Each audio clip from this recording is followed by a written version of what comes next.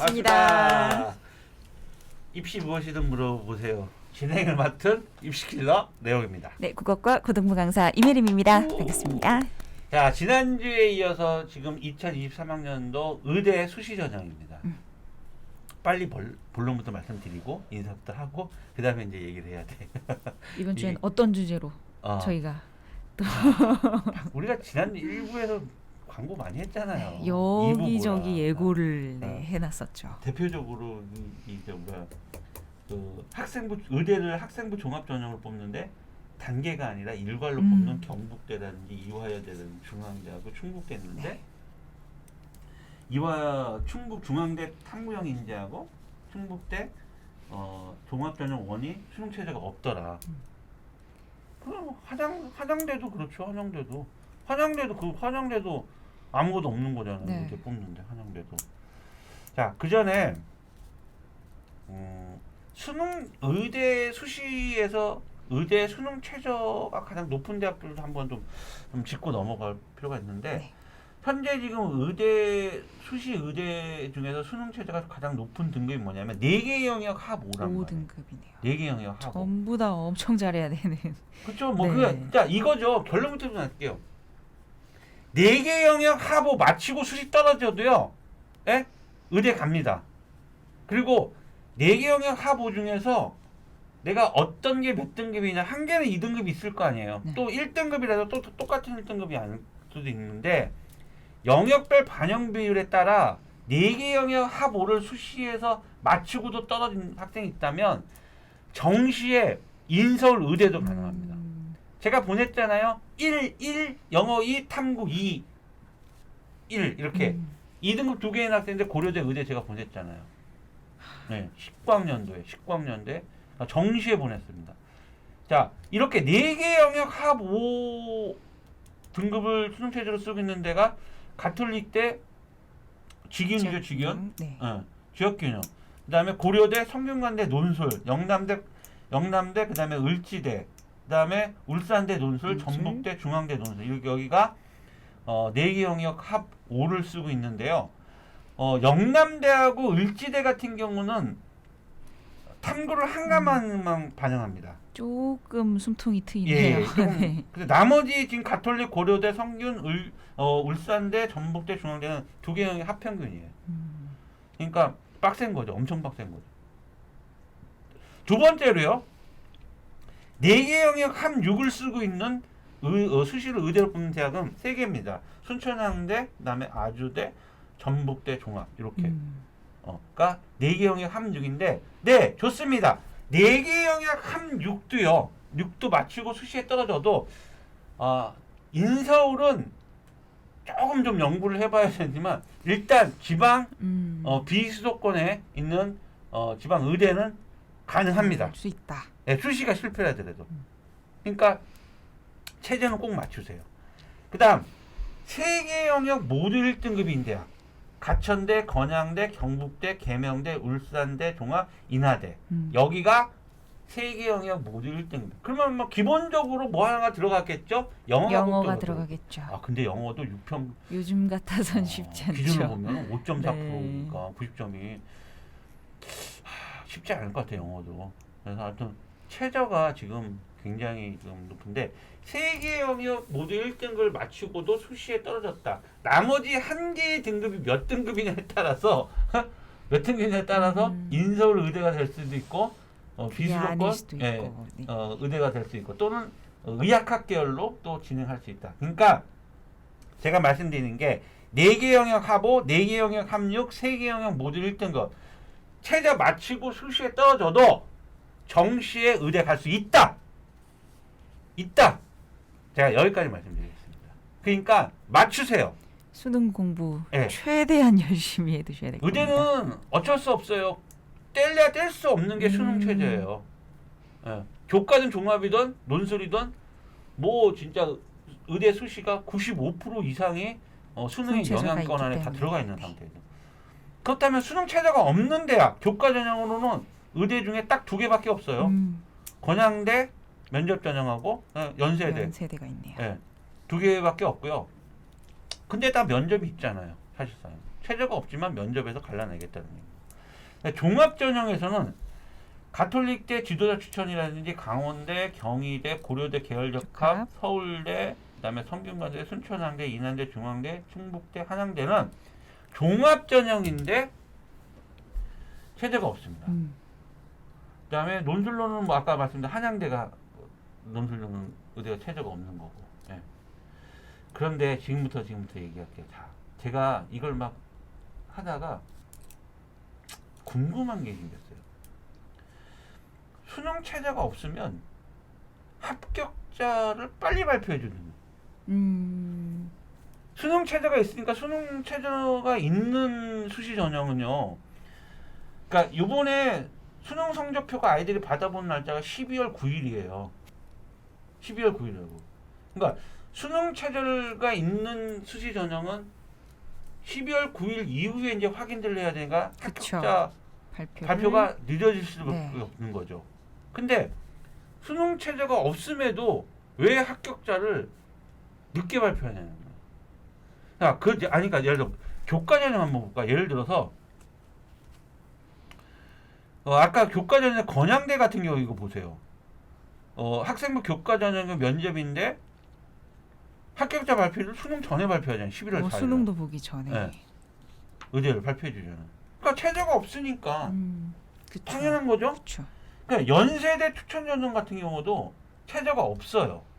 그러면 면접일이 뭐 수능 끝나고 뭐인지 모르겠지만 확인해 봐야 되겠지만 합격자가 수능 체제가 없는데 왜 합격자를 12월 15일 날 발표하냐는 거죠. 그건 그렇다고 해.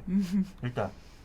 근데 이 종합 전형에서 수능 체제 없는 대학들 가톨릭, 강원대, 경희대, 고려대, 서울대, 성균관대, 순천향대, 인하대, 중앙대, 충북대, 한양대.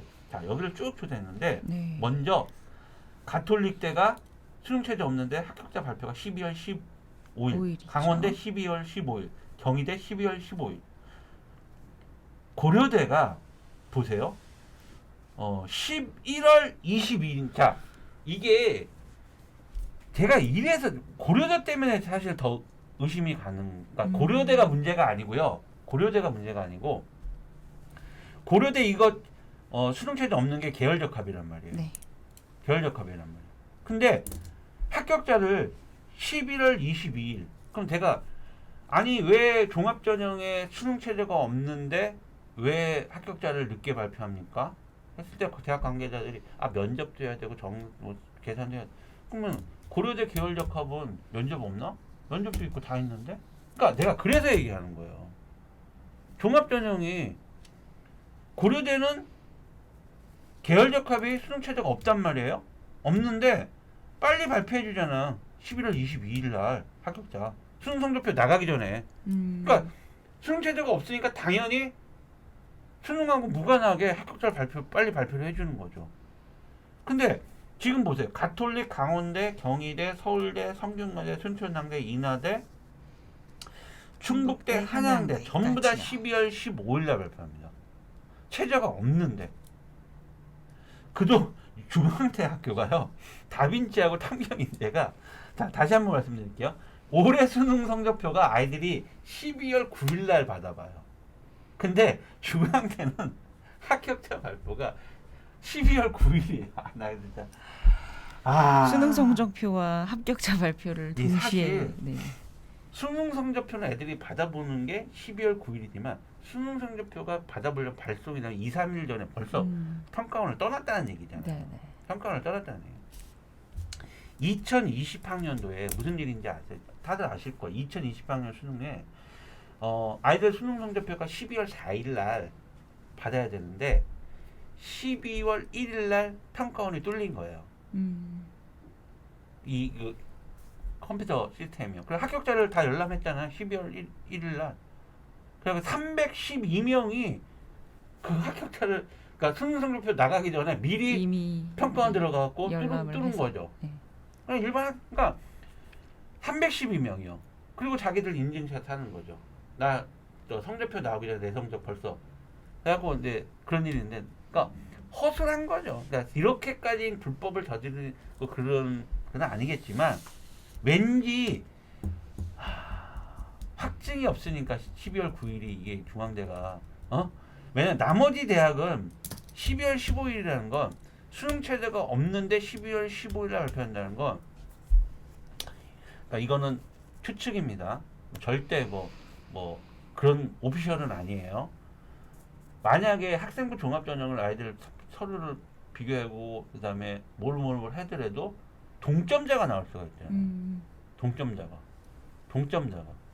그러면 동점자가 나와서 정말 얘도 뽑고 싶고 쟤도 뽑고 싶어. 너무 생기부도 비교과도 좋고 그다음에 너도 좋고 다 좋아. 너무 잘했어. 그럴 때 고민되지 않을까요? 그럴 때 고민되지 않을까요? 내피셜이라는 거.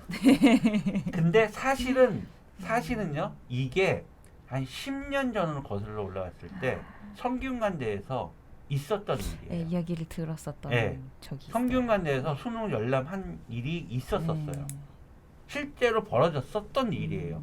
수능 체제가 없는데 그래서 아마 그 해에 제가 10여 년도 더 됐을 거 제가 기록할 때 그 아이가 성대에 수시에 합격이 돼요. 그때 수시에 합격되면은 정시 지원이었는데 얘가 수능이 올 1이 나왔던 거야. 근데 성대 수시 납치가 되는 거죠. 그래서 그때 당시에 그게 밝혀졌었어요. 수능 열람을 한 거를. 수능 열람했다는 거. 그러니까 그거 학부모 막 교육청 앞에서 1인 피켓 들고 시위도 하고 그랬었는데 그러니까 이게 순수하게 저의 내피셜을 가지고 얘기하는 것보다 과거에 정도의, 그랬던 네. 적이 있었기 때문에 자 보세요. 한양대 하나만 더 얘기해 줄게요.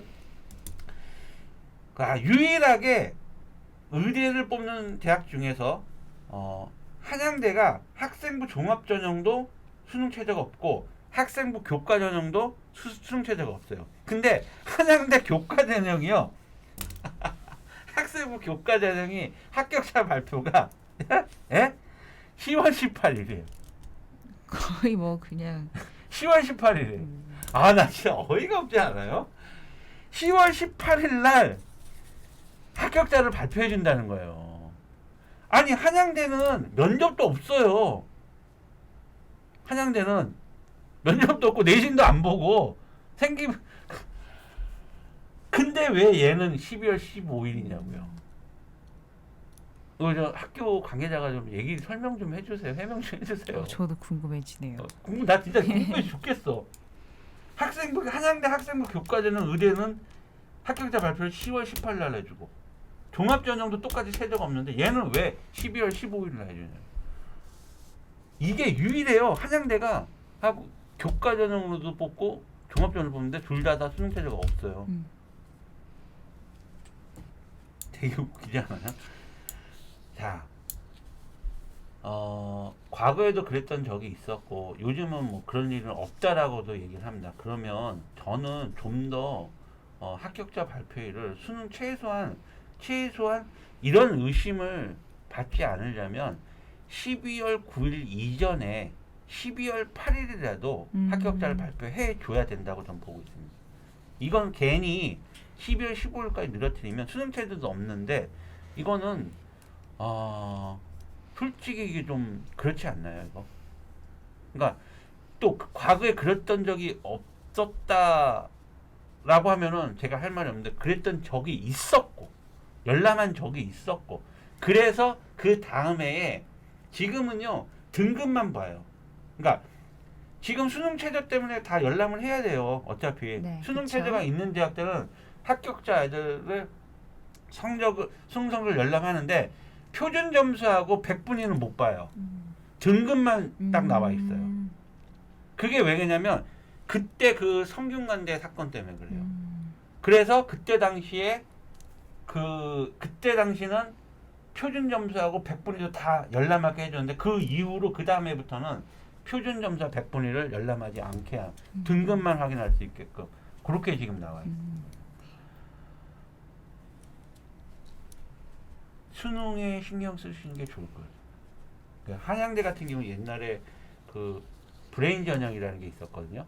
한양대가 네. 한양대가 브레인 전형이라는 게 있어요. 학생부 종합 전형 브레인 전형이 있는데 지금하고 형태가 비슷해요. 자소서도 없고 내신도 반영 안 해요. 딱 하나 조건이 뭔지 아세요? 수능 체제예요. 근데 수능 체제 조건이 뭔지 아세요? 수학, 과학 모두 1등급.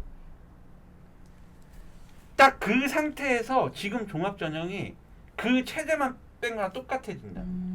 그때 당시는 수학과학 모듈 1등급. 그렇다면 수학과학 모듈 1등급을 지금은 뺐지만 12월 15일 날 발표를 했나 수능 성적표 이후에 볼 수도 있는 거 아니겠습니까? 보는 수능 성적표 12월 9일 이후에 수능을 열람하는 건 불법이 아닙니다. 볼 수 있는 거죠. 근데 12월 9일 이전에 수능 성적표를 열람하는 건 불법이죠. 그렇죠. 그죠? 그러니까 볼 수도 있는 거죠. 그걸 어떻게 알아 뭐. 그러니까 너무 수능에 대해서 내가 수능 체제가 없다 하더라도 내신만 좋지만 수능 체제가 없다라고 하더라도 거기에 대해서 좀 한 번 정도는 생각해 보실 필요가 있다는 얘기입니다.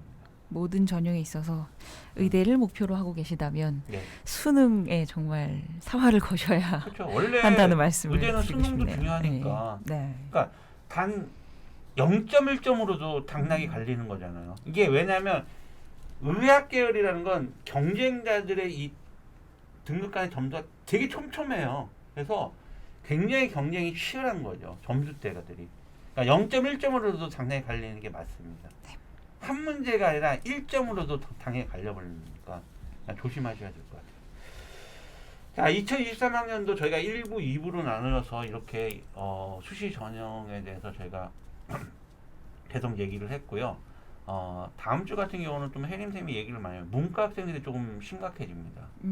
왜냐하면 수능 최저가 이과는 예를 들어서 이화여대 같은 경우 미래인재 전형은 문과는 3개 영역 합 6이에요. 근데 이과는 2개 합 5예요. 그러니까 문과 학생들 그다음에 또 고려대 같은 경우도 문과는 4개 영역 합 7이고 이과는 4개 영역 합 8이에요. 문과는 수능 최저가 더 높은데 네. 그런데 사실 문과가 수능에서 더 좋은 등급을 받기가 그렇죠. 어려워지고 있는 이런 상황에서 드릴 말씀이 또 지금 많겠네요. 조금 네. 사실은 문과 학생들 수능 최저도 되게 힘들어지는 상황에서 이거에 대한 전략이 좀 필요할 것 같습니다. 그래서 네. 다음 방송에는 우리 혜림쌤이 좀 더 문과 학생들을 위한 적극적인 어떤 방송을 준비해서 논술이라든지 좀 이렇게 갈 수 있는 전략들을 한번 잘 짜서 한번 좋은 네. 방송 프로그램을 한번 좀 소개해 드리도록 하겠습니다. 알겠습니다. 2023학년도 의학 계열 수시 좋은 성과 있기를 기원합니다. 의대 준비하시는 화이팅, 분들 힘내십시오. 화이팅!